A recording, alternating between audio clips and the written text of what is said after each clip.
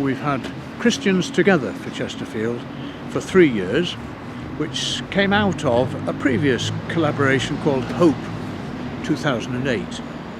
We're trying to link together all the total Christian enterprise, as we call it, in the borough and a few places around the edge that belong to Chesterfield, if you like. And we've got something like 35 congregations spread out around our area. It's a fairly loose network, but we are collaborating pretty well on certain key activities. We have a prayer walk every September where we come in from the edge of town and then congregate in the centre. The big product of our togetherness is street pastors. It's in common with Derby and lots of other places, but it really has taken off here, and it gives a strong sense of the church functioning together as one in the service of the town. Very carefully, we've called ourselves Christians Together for Chesterfield, not just in Chesterfield. And we're trying to make sure that our coming together is not just incestuous, but is outward looking.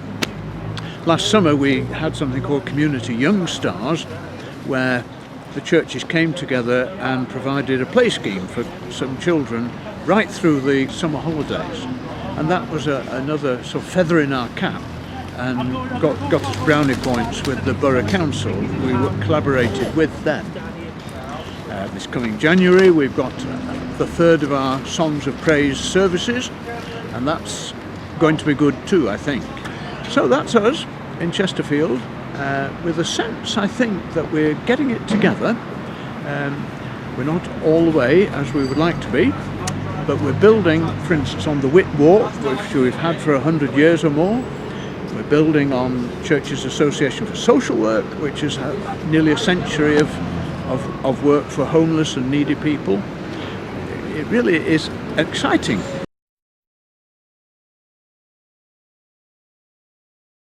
Can you tell us what the Padley Group is about?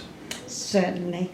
Padley was formed by the churches in 1985. All of the churches came together and decided they needed to do something about homelessness. So the day centre was born, where people could come for food, drink and warmth. We then expanded into a homeless hostel, and then we delivered services for people with learning difficulties and mental health at our development centre in Rutland Street in Normanton. And then, of course, we added the shop. So it's great work. And can you tell us how it's going to be affected by the austerity and the harsh economic times we're now in?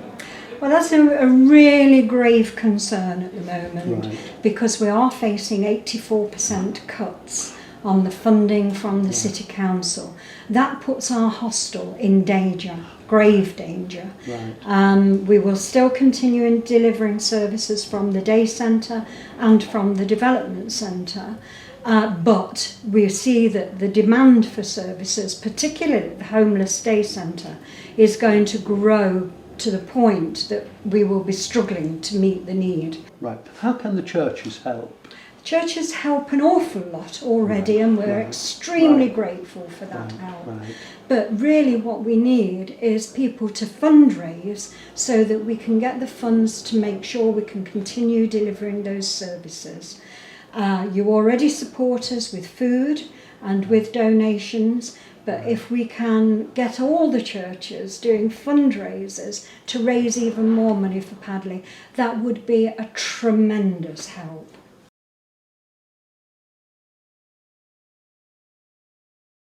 Please tell us something about Food Bank, how it all started.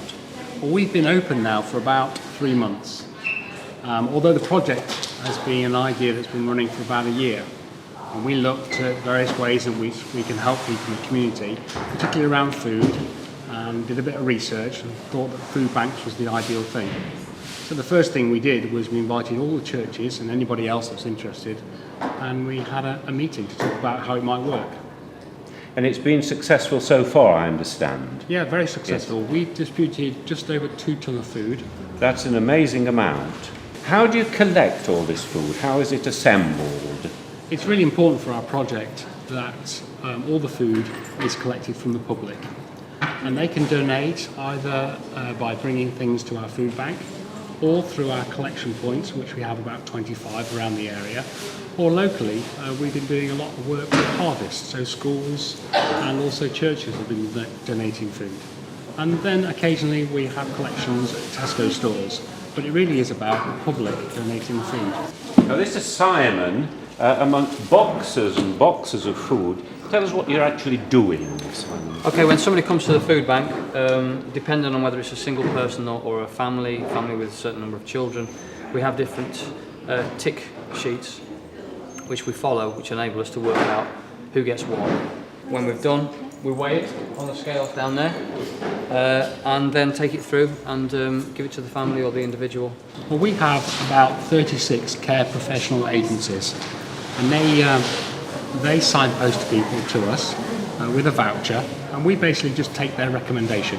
They're working with the poor all the time, and therefore can decide who's best to receive food. This is a marvellous project, and clearly it's doing an excellent job in and around Claycross.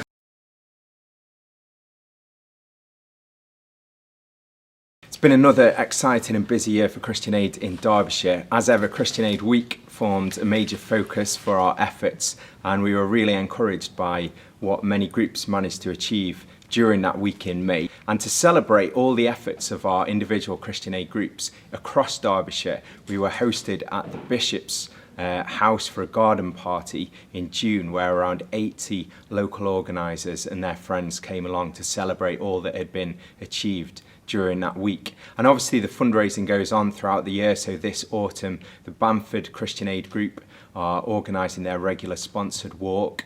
We're also pleased to host a number of visitors from overseas, and in Derbyshire we were very privileged to have the country manager for Christian Aid from the Democratic Republic of the Congo. Bila came along and visited a coffee morning in a Derbyshire village, and was also at the Tissington well dressing organised by the Ashbourne One World Week.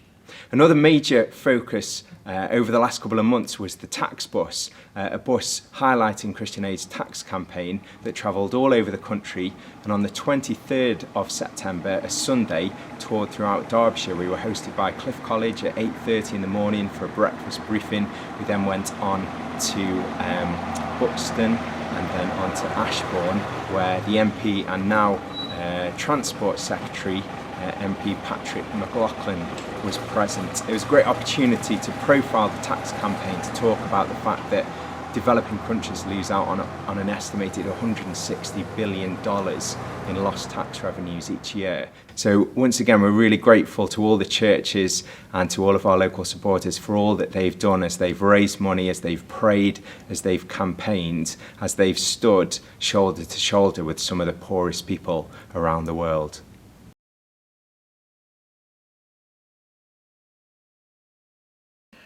If I was to ask you, what does DerbyNet do? I know the best answer would be to go and have a look at the website, but can you just give us a little taste? Well, it's far more than just a website. So that's what we started with. But we also have a magazine, which we've got a recent copy of here. We have a directory of churches and the website, and we're involved with prayer. Those things provide people with all sorts of information, for example, news, events, job search, find a church, all sorts of different things that actually connect Christians with each other and with people outside the church as well. Okay. Going back to those early years and the vision, did you ever think that so many years on it would have grown so much and has become such a part of the ecumenical scene in Derbyshire? Well, when you start off with something, God shows you one step and then the next step and then the one after. He doesn't show you the end from the beginning. But it is good to see that things have expanded in the way that they have. And but there is far more that could be done. There's far more churches that could be linked in. And if you're reading this, seeing this, and haven't read the magazine before, pick up a copy and go online, go onto our website, and get connected with what God's doing across Derbyshire.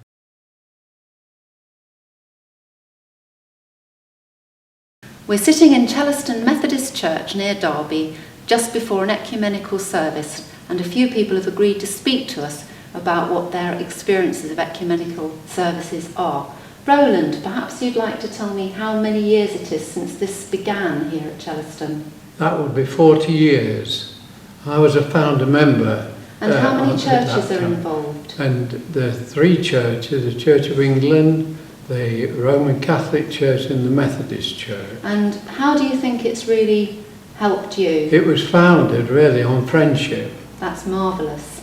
So moving on from friendship, perhaps we'd like to think about other benefits that this project has brought to people. Veronica, what's your experience of coming here? As a newcomer, a relative newcomer to this community, it's given me a sense of belonging, a sense of hospitality and a sense of friendship. And that's marvellous. And you're a member of the Roman Catholic Church? Indeed. Yes. And Christine, how has it helped you to come to this? It's given me confidence to attend other churches' services, communion on Wednesday at St Peter's, and to go into other churches and feel at home, not as a complete stranger. Thank you very much. Dorothy, has it all been plain sailing? Well, no, not really. Over the years, we've learned a lot about each other. We've learned how to cope with different approaches to authority in the church and the priesthood, differences in the Eucharist or Holy Communion, differences in developing buildings, different ways of working, different emphasis. But we have coped. That's very good. And Terry, lastly but not least, how do you think it's brought you all together? What are the benefits of coming? Well, I just feel that where we have an occasion that needs to be prayed about, it provides an opportunity to use extra help from our friends. That's marvellous. Thank you all very much indeed.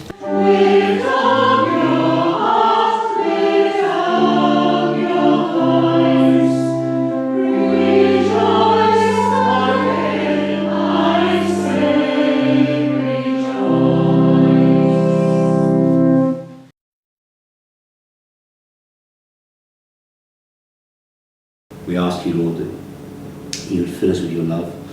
We pray that, Lord, your mercy and your compassion will flow through us. We pray for your safety as well on the streets. We ask, Lord, that you would be with every police officer, every door staff, those in the emergency services and the ambulance crews. And we ask for your presence to go before us, we pray.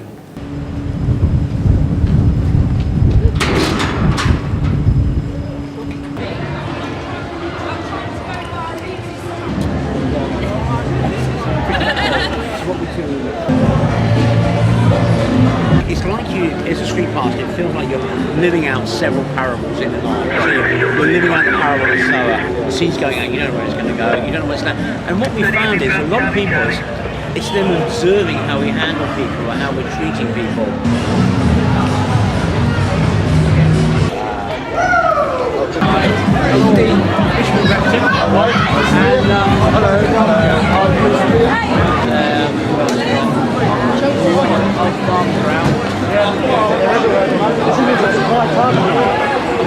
What do I think he's got? I think he's unbelievable. I like it. He's got the same hair as that artist. Yeah. What a question. Can't too much about my hair. I'm not going to mess with him because he looks mean. He likes to give us hats. It's just so cool. Yeah, but we need some chocolate. Chocolate. He give us chocolate. Yeah. And he even gave us some things to want to drink. So you can get Spice. That's brilliant. I've still got it in my drawer to this day. Well, we're told it's not a very busy evening, but it's hard to imagine what a busy one would look like. It's incredible to see not just all these people, but how many people there are around who are really out to take care of them. These guys, the guys on the doors, the police officers, the specials. I've been really impressed by what a huge community of care there is.